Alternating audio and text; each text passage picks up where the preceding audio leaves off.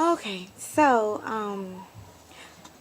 I don't know. Like I've been going through this enlightening process, this awakening process, for about the past 2, 3 years, and you're very, very, very confused. I was, at least, and then I had to, like, I was guided. I had to give my everything to the Most High, or our Father, so that I could be guided correctly, because I realized that a lot of the choices that I was making on my own were not right. Even if I did it out of a pure heart, if it was not in the Father's will, they were not right. We're not correct. So anyhow, so I've been on this journey of finding out who I truly am for the past 2 to 3 years, and it takes time. It takes time. It's a process to find out who you really are. It's a journey. It's a journey to get rid of everything that we've been taught, or we've been programmed to learn, to know, how we've been programmed to act, basically how we've been deceived or manipulated. And at first you're thrown for a loop, because you're like, I know good and well I didn't fall for this, but we did. We didn't know any better. So this journey has been about seeking truth, seeking something authentic, seeking who I truly am, seeking who our Creator truly is, not who I'm being told He is, or who people are telling me that I am, because I lived like that for years, and I went so many different directions, made so many horrible decisions, because I didn't know who I was. And I realized, until I loved me, no one else could love me, and I couldn't love myself. And as a mother, I couldn't be the mother that I need to be for my children. So anywho, something that really came to me that I needed to share, because I've been writing, taking notes for, like I said, 2 to 3 years, but something that I really felt as though I really needed to share, like it was just pounding in my heart, was about us setting boundaries on ourselves. And if we are a follower of the Most High, of our Father, of the Creator, if we're setting boundaries on ourselves, that means that we're not believing in who He truly is and who He says that we are. And I don't say, I don't want to say it the incorrect way. I use the Bible as a resource. I use, all of our books, any type of reading as a resource. I kind of take what I need, kind of decipher it, using discernment and making sure I meditate and pray. But anywho, one thing I noticed is we always use the story of Ruth and Boaz as like a love story, in which it is. However, I found that that story also shows so many different things, for us as a nation, as a people. First of all, taking off limits. We limit ourselves as to the people we allow ourselves to love, the people we allow ourselves to embrace, to connect with, and we limited it usually off of the skin. You know, yes, we have a past. All of us do. Our ancestors been through hell.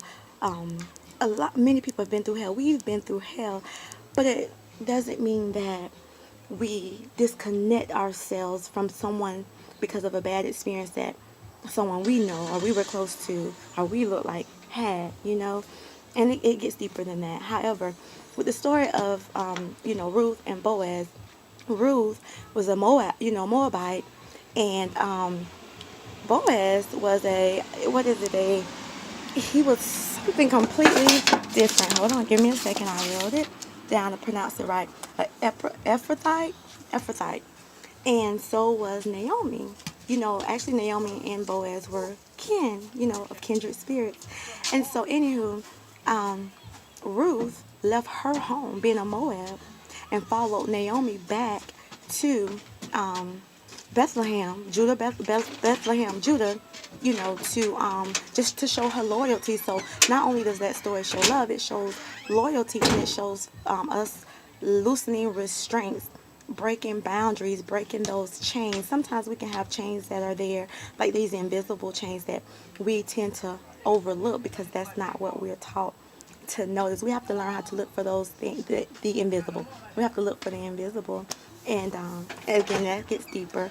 But by Ruth breaking chains, breaking boundaries, taking a chance, and following Naomi back to this strange land because of her loyalty, and that's one thing too. You have to show who you are and know who you are and be in tune with yourself. And when you are Others don't know. They'll take heed to it if they're supposed to.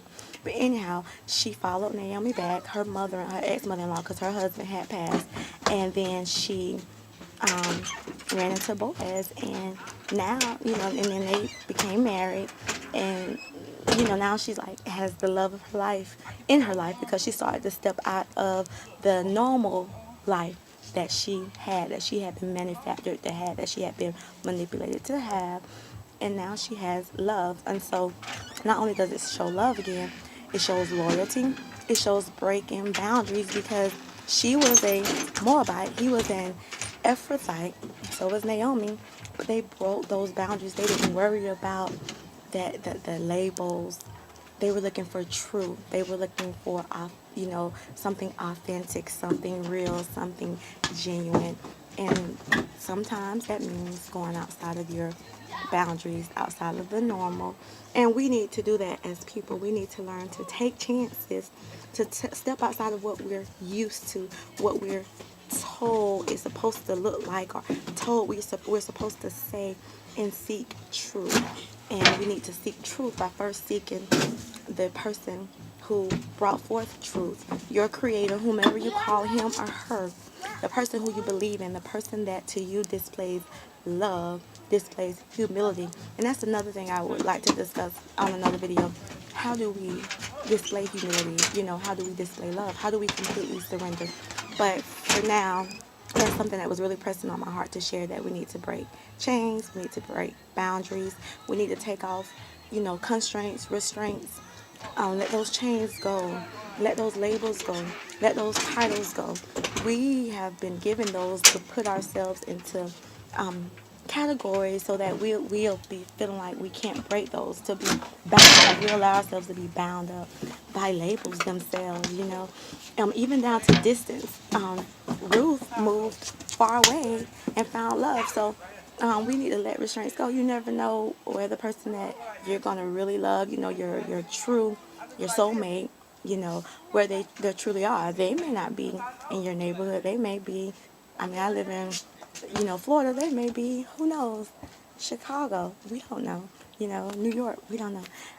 Ecuador. We don't know. So anyhow, just let's learn to break boundaries and follow our true selves, follow our creator, follow love, and I think everything will fall into place. It's not as easy as that, but when we learn to truly submit, which I'll go into that later, um, things do get better.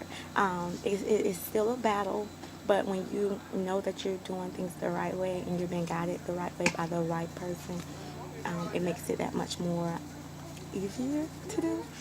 That it makes you that much more assured. So thank you for listening. I hope you enjoyed. I hope you learned something. But let go of those labels, and let's look for something real, something genuine. Let's look for truth. Okay, truth will set you free.